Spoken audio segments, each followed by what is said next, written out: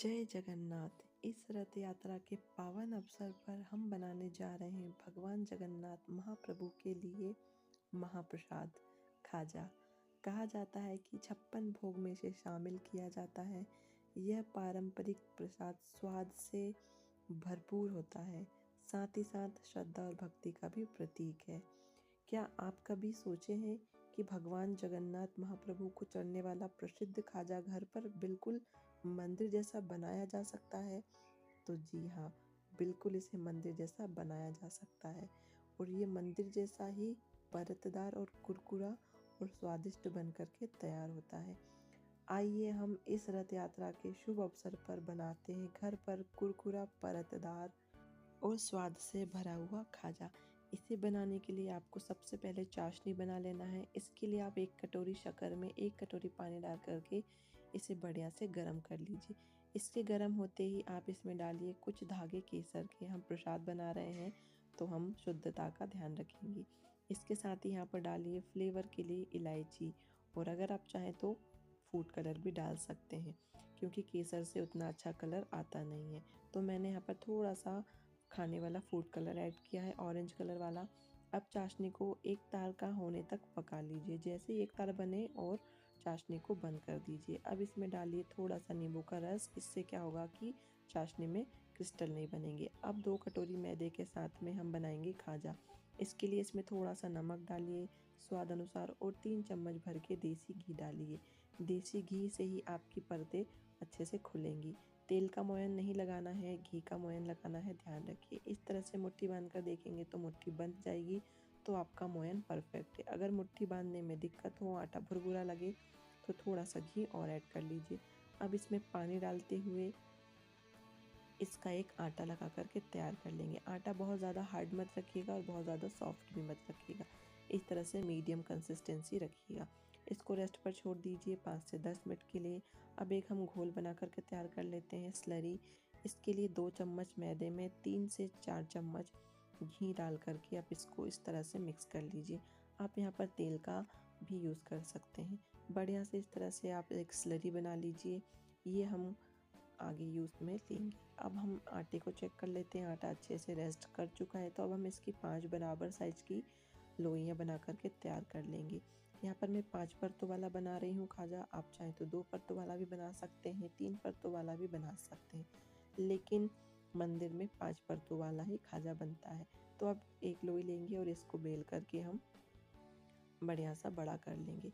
इसमें आप सूखा आटा लगाइए अगर ये चिपके तो, और इसको इस तरह से बेल करके गोल साइज का कर लीजिए। इसको आपको बिल्कुल पतला बनाना है, बिल्कुल इस तरह से, बहुत ज़्यादा मोटा नहीं रखना है।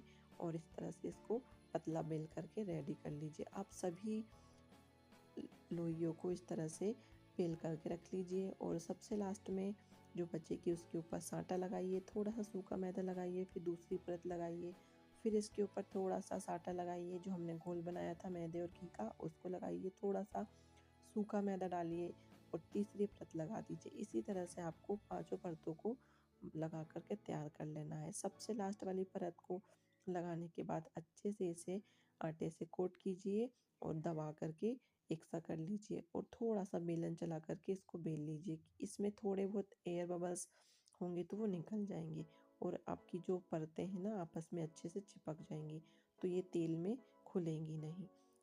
क्योंकि कई बार अगर चिपकी नहीं होती है ना परतें, तो तेल में पूरी तरह से खुल जाती है।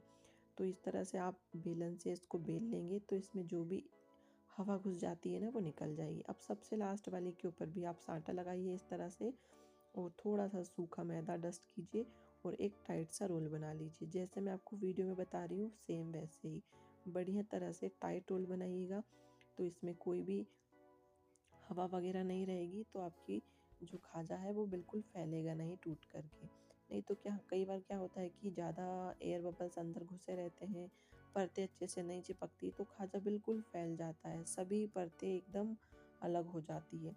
लास्ट में इस तरह से साँटा लगाइए और अच्छे से रोल कर दीजिए और इसको थोड़ी देर हाथों से इस तरह से आप बेल लीजिए, ताकि इसमें कुछ भी अगर एयर बबल्स होंगे तो निकल जाएंगे और इसकी परतें आपस में बढ़िया तरह से चिपक जाएंगी। और इस तरह से आप गोल गोल करके पतला पतला काट लीजिएगा। आप चाहें तो इसको बड़ा भी काट सकते हैं, लेकिन मैंने मीडियम साइज का रखा है। इस तरह से आप सभी को काट करके रख लीजिए ताकि आपको बनाने में ज़्यादा टाइम न लगे। और इस तरह से देखिए सभी परतें अच्छे से आपस में जुड़ी हुई हैं। तो अब इसको इस तरह से आप उंगली की हेल्प से चपटा कीजिए हल्का सा, और इसमें थोड़ा सा सूखा मैदा लगाइए और इसको बेल लीजिए। 1 से 2 बार बेलन मारिएगा हल्के हाथों से, बहुत ज़्यादा कड़क हाथों से मत चलाइएगा, वरना आपकी जो परतें हैं चिपक जाएंगी। तो फिर आप इसको जब फ्राई करेंगे तो ये खुलेंगी नहीं। तो हल्के हाथों से इसे बेल करके इस तरह से बड़ा कर लीजिए। सभी को इसी तरह से आपको बड़ा कर लेना है। आप एक बार में इनको बना कर रख लेंगे तो आपको फ्राई करते टाइम ज़्यादा वक्त नहीं लगेगा। और एक छोटा सा हम तेल में डाल करके देखेंगे। इस तरह से सभी को तेल में या फिर घी में आप फ्राई कीजिए, और कुछ ही देर में आप देखेंगे कि ये तैर करके ऊपर आ जाएंगे। तो इनको पलट लीजिए। अब इसके बाद आपको क्या करना है कि इन्हें लो फ्लेम पर ही फ्राई करना है। हाई फ्लेम पर फ्राई करेंगे तो ये ऊपर से कलर पकड़ लेंगे और अंदर से कच्चे रह जाएंगे। तो आपको ध्यान रखना है कि लो फ्लेम पर बढ़िया से इस तरह से कलर आने तक इसको फ्राई कर लीजिए। और लो फ्लेम पर इनको फ्राई करते हुए आप इसको उलटते पलटते इस तरह से और निकाल लीजिए। उसके बाद आपको इसको निकाल लेना है एक इस तरह के छन्नी वाले झारे में। तो इसमें जो भी एक्स्ट्रा तेल रहेगा ना वो सारा निकल जाएगा। तो आप भी इस खाजे की रेसिपी को बनाइए और मुझे कमेंट करके बताइए कि कैसी बनी थी। अब इनको हल्का सा कुनकुना रहने पर ही हम चाशनी में डाल देंगे। गर्मा गर्म चाशनी में मत डालिएगा, नहीं तो ये सॉफ्ट हो जाएंगे।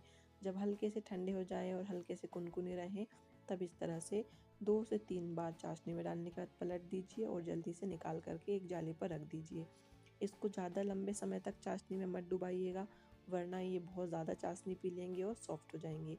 आप 2 से 3 बार पलटेंगे, उसमें भी इसके अंदर पर्याप्त चाशनी चली जाएगी और इस तरह से जालीदार और लेयरदार बन करके तैयार हो जाएगा।